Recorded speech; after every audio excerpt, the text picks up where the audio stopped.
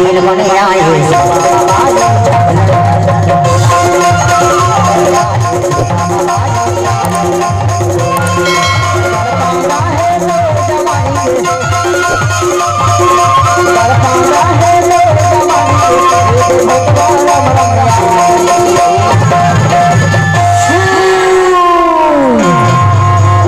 दिल बन आए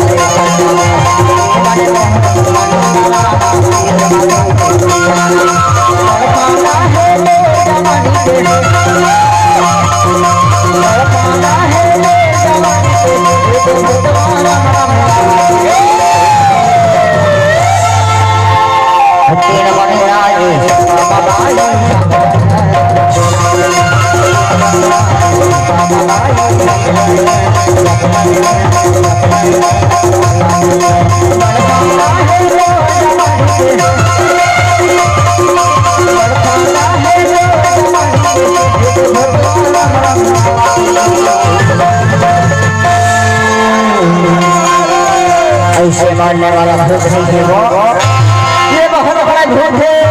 हिडोली भाग के नाम वही मरकर वही चौड़ा है कि भूत आए भूत आए तो लगे है भाई।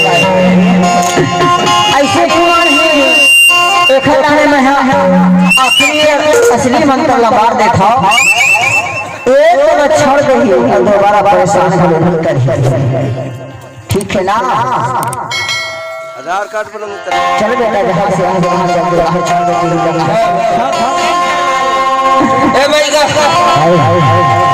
ये ना समझा दो, ये सब होना कि अभी पर बोलो रो जैसे फंसा कर भाई चल रही मेरी धरी खाना का है देखता है 8 और बकरा 9 और बकरा है जहाँ से ऐसे भूत वहाँ चल देता है। चल बेटा जहाँ से आए वहाँ कर देता है, छोड़ दे मार के आसमान का सब जोहार भागा है देखता है बेटा जहाँ से सीढ़ी छोड़